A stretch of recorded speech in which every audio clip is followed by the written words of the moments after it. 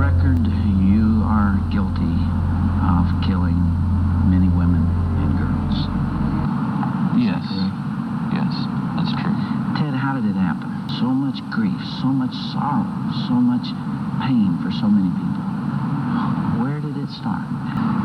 That's the question of the hour, and one that not only people much more intelligent than I have been working on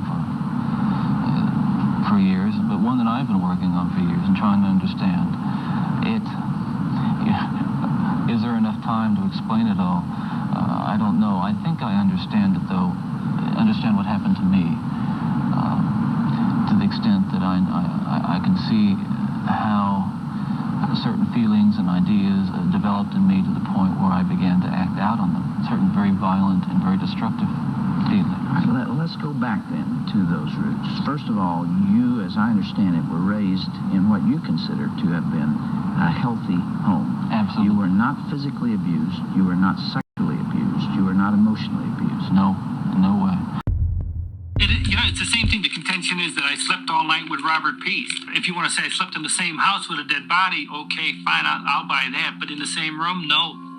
And besides, the dead won't bother you. It's the living you got to worry about. In the media, they've created this fantasy monster image, and it's been going on for the last 12 years. Well, the idea that I'm a sexual thrill killer and all that garbage, and they painted this image of me that. Like I strolled down the streets and stalked young boys and slaughtered them. Hell, if you could see my schedule, my work schedule, you know damn well that I was never out there.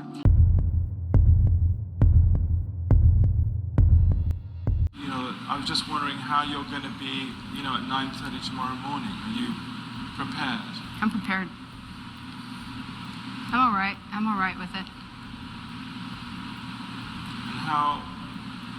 I'm all right with it, but like I said, remember, let them know that I know that the cops knew who I was. After Richard Mallory died, I left prints everywhere, and they covered it up and let me kill the rest of those guys to turn me into a serial killer.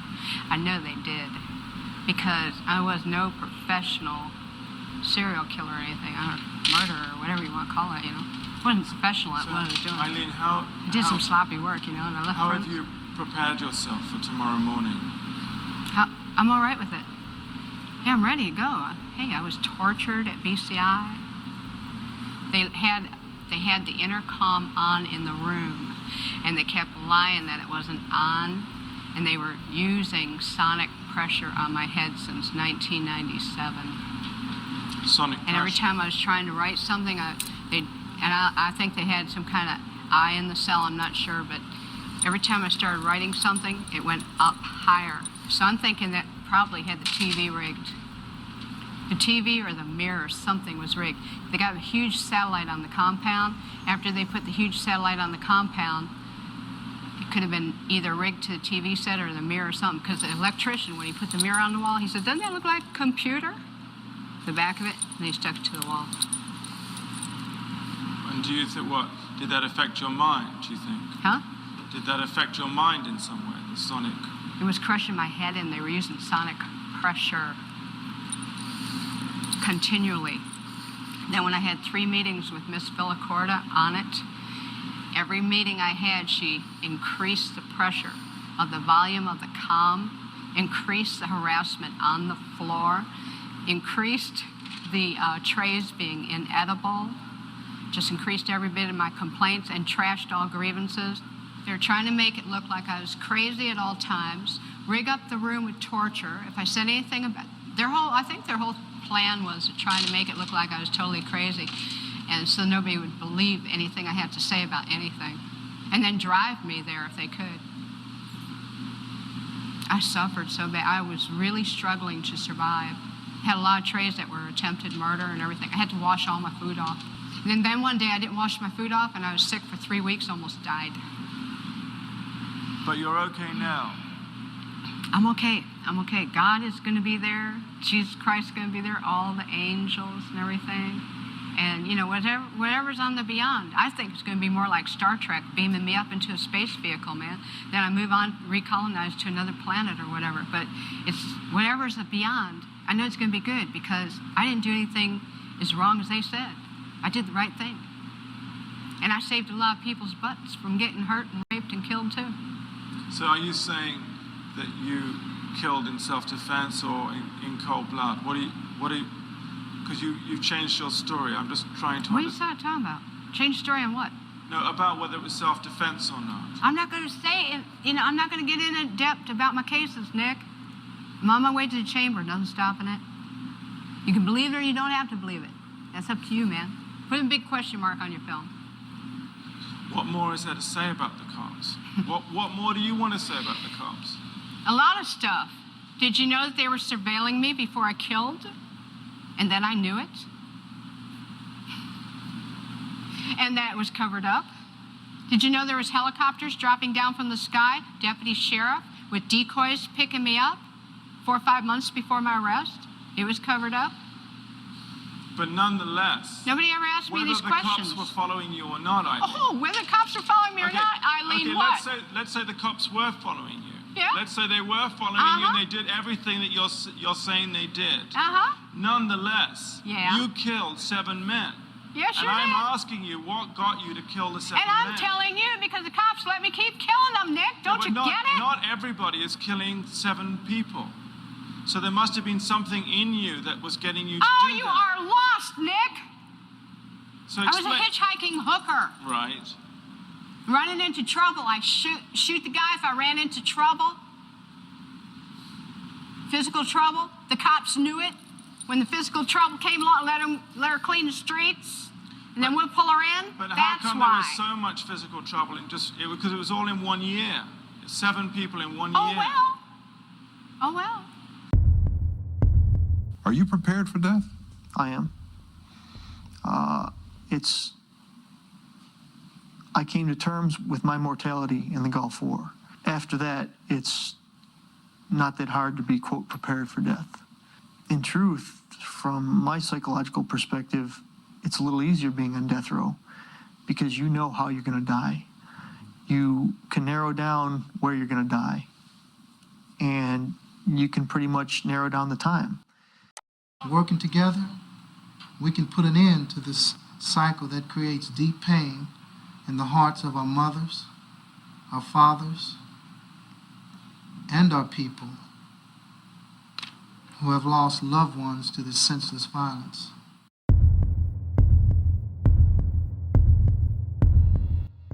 If I'd only reached out and told somebody what I was feeling or thinking.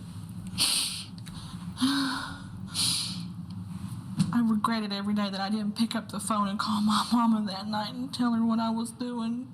No matter how you sugarcoat it, no matter she was depressed, she was this, she was that, doesn't make up for the fact that I took 2 innocent people's lives that were my babies.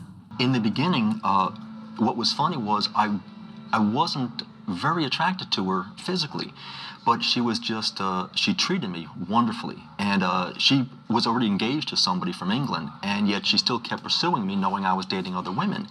And I felt that as she was coming over to my apartment and she'd want to cook for me, clean for me, do my clothes for me, I'm like, this woman's wonderful. So I kept praying to God, saying, is this the woman that you want me to marry? Because I grew to love her and fall in love with her for the personality that she was, and based on the way she was treating me.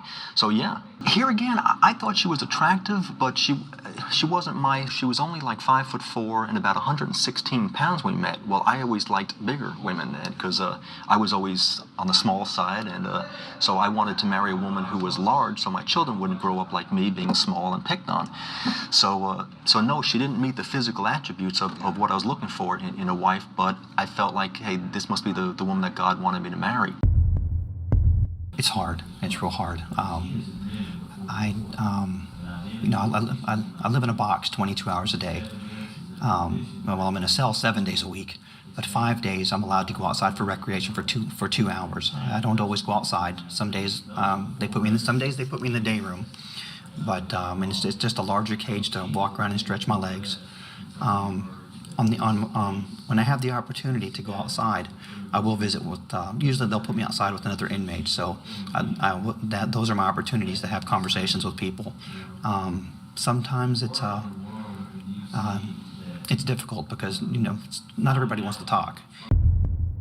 Isolation from everybody that I had been with for almost 6 years. The first week I was here was the worst week that I have spent. Living in prison every day is a struggle, even at its best. I'm sorry for the hurt that I've caused so many people. Today, if it were possible, I wish that I could take every bit of hurt on myself. I don't know how you would expect someone to feel. I mean, if they told you tomorrow you're dying, how would you feel? It's not something, we all die, but it's knowing your exact date and time, that's hard to deal with. Mm-hmm. But I'm at peace with myself. I mean, as far as, it's my release. My punishment's over. I've been here 28 years now. I'm tired. I'm at peace with myself.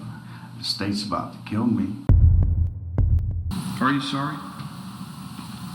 For the victim? Yes. Yes. Are you?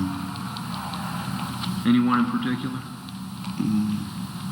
Especially the one that was the 11-year-old girl way back in 1967.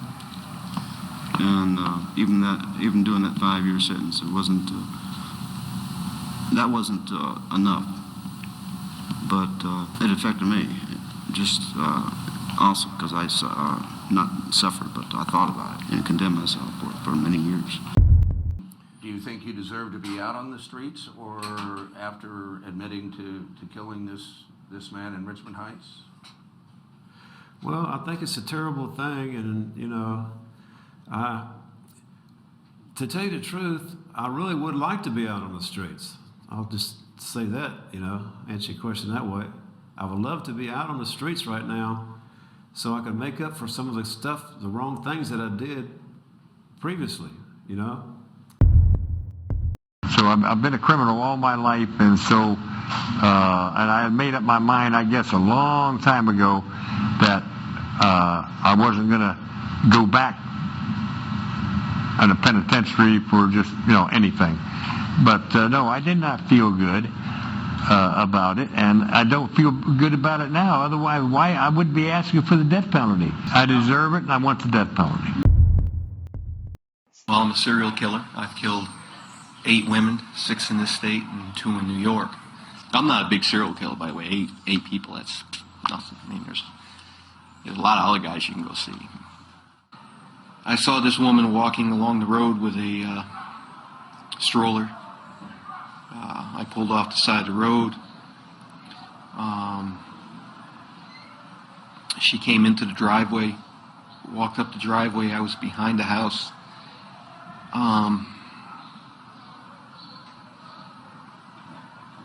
She saw me and I grabbed her. I told her that if she didn't do what I wanted, that I would smash the baby's head against the wall of the house. What do you have to say? You have anything you want to say, Mr. Owen? Walser? If it please the court, could I address the court? Sure, say whatever you want to say. Thank you. Give me time. I recall the day I first saw you. I reached out to say I love you, but it was hard to say. I couldn't touch you.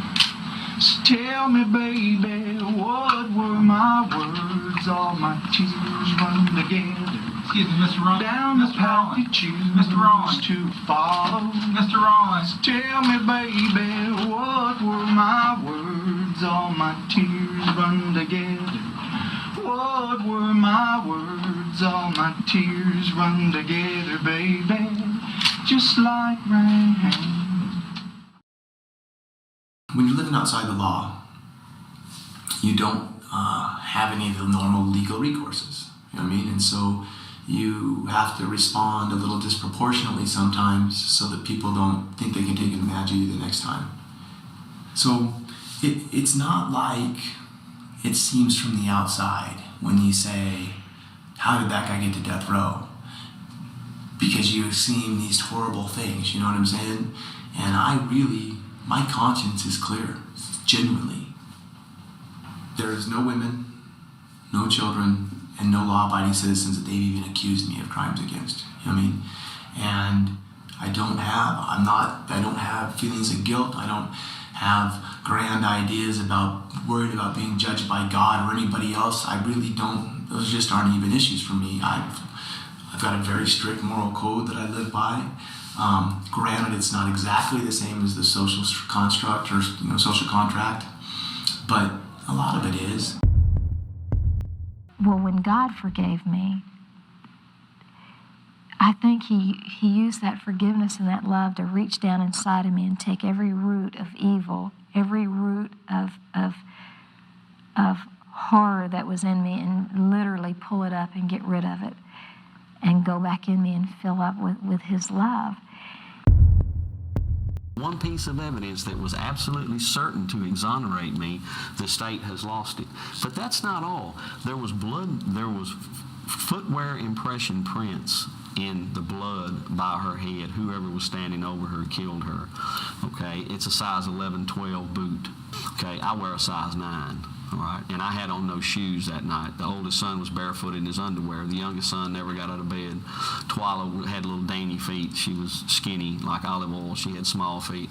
And so I can't remember if her shoes were on her feet or not, but they're not 11, 12 boots, and they weren't Polytechnic. So, I mean, from the outset, they know that someone else did this. And nobody's ever asked me, really asked me, do you have any remorse about what happened? Even though it was self-defense. Sure, I have remorse every day. I thought about this several times a day, every day for 32 years. I'm sorry it happened. If I could change it, I would, but I can't. And I know that leaving a young wife with kids, it's hard on her, and well, it's been hard on me for 32 years too.